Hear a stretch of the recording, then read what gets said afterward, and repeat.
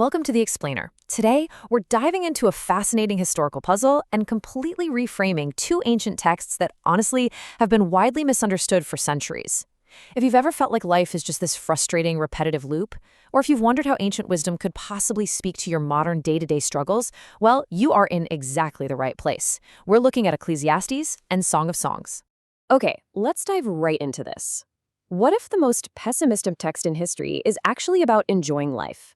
I mean, that is the core existential puzzle of Ecclesiastes. For generations, people have read this text as a depressing, hedonistic rant about how everything we do is just entirely meaningless. But, as you'll see in just a moment, that perception is fundamentally flawed. We are going to completely shatter that illusion today. All right, Part 1. The Mystery of Hebel Morgan. Now, to understand why this text has been so deeply misunderstood, we have to look at how a single ancient word can totally shift our worldview. Traditionally, the Hebrew word Hebel has been translated really heavily as meaningless or vanity of vanities. And think about that for a second. If you call something meaningless, you're making a pretty harsh value judgment, right? You're saying it's simply not worth pursuing at all. But scholar Dr. Elaine Phillips points out that the much more accurate, realistic Hebrew meaning is actually transient, breath, or elusive. Let's look a little closer at that definition. Hebel literally means breath or vapor. Just think about your own breath. It's brief, you inhale and exhale constantly, yet it is absolutely essential to sustaining your life.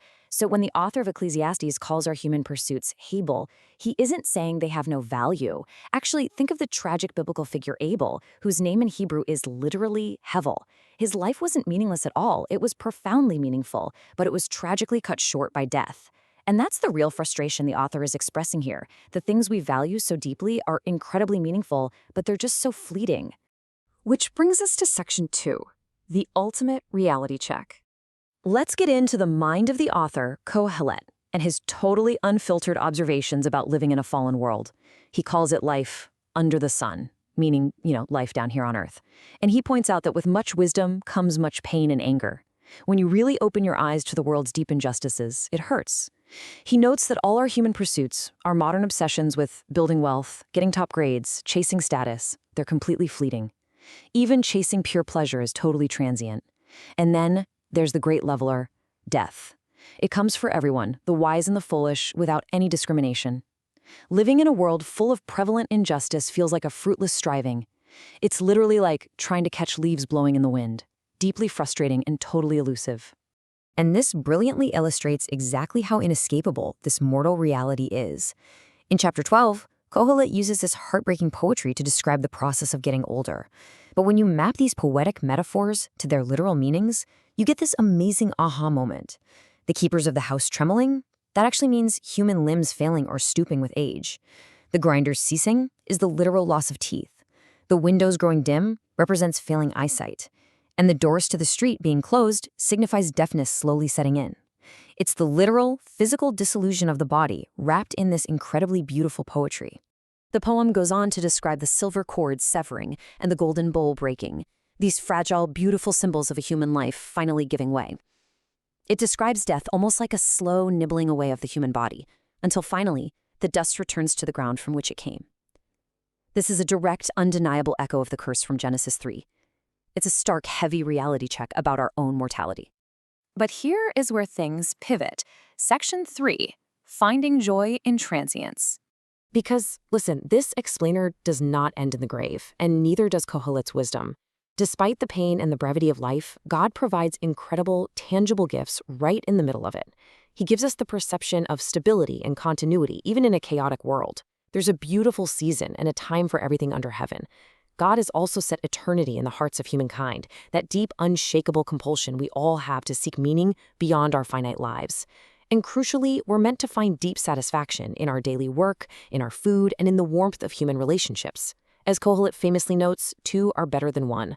So when the text tells us to eat, drink, and be merry, please understand this is not just careless hedonism. No, it's a divine command to intentionally embrace and enjoy God's temporal gifts exactly while we have them. And then the book of Ecclesiastes closes with this really striking thought. God will bring every deed into judgment, whether it is good or evil. Now, you might initially think of judgment as a terrifying concept, but in the context of Kohelet's observations, this is actually a beacon of immense hope. Remember all that earthly injustice and pain we talked about earlier? This final warning promises that ultimate, perfect justice will finally fix all the brokenness Kohelet observed. God will set the world right again, restoring true shalom, which is the perfect, proper order of things. Okay, let's switch gears and see how this builds. Section 4, Decoding the Best Song. We are moving from the weighty, philosophical musings of Ecclesiastes to a vibrant, totally unapologetic celebration of life and love as we tackle our second text. The very title, Song of Songs, is a Hebrew linguistic naming convention that literally means a superlative. It means the best song. Just let that reset your expectations for a moment. It's also fascinating that traditionally, this best song is read at the Jewish festival of Passover. But what exactly makes it the best, and why on earth has it made religious readers so incredibly nervous over the centuries? Well, let's walk through the history of how scholars have tried to handle this text. Because it's such an unashamed celebration of physical intimacy, it caused a lot of anxiety in religious circles.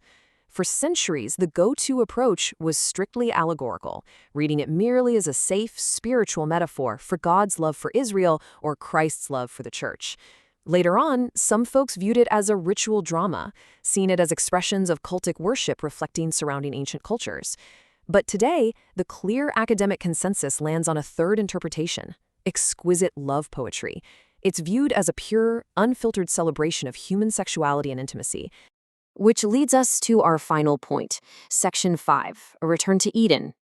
To really grasp why this is exquisite love poetry, we have to look closely at the exact details of the text itself. Notice the specific characteristics that make this poetry so raw and distinctly human. First, there's a prominent and mutual female voice who often initiates the love and approach, making it an incredibly balanced partnership. It's packed with highly sensuous imagery that appeals to all the bodily senses: sight, taste, touch, smell. The central motif, tying the whole thing together, is a hidden, locked, and protected garden. And perhaps most surprisingly for a book in the Bible, there's zero mention of God's name. No temples, no priests, absolutely no sacrifices. It is entirely focused on the human experience of love within a protected space. So, the crucial point is the connection between two very specific gardens. Think of the garden in Genesis 2, a place of pristine, innocent intimacy before the fall of humanity. Now contrast that with the garden in Song of Songs, a place of sensuous, mutual, and protected love. The ultimate twist here is that Song of Songs isn't just a simple allegory. It is a glorious, intentional callback to Eden. It represents the untainted, perfect human intimacy that Adam and Eve experienced before the world was broken by sin. It's literally a glimpse of paradise recovered. Which brings us to our conclusion. We've explored the agonizing reality of our fleeting lives in Ecclesiastes and the ecstatic heights of intimate human connection in Song of Songs.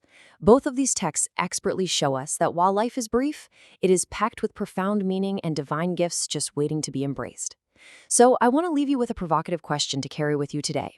If life is just a passing breath, how will you choose to inhale? Thank you so much for joining me for this explainer, and keep seeking the profound in the everyday.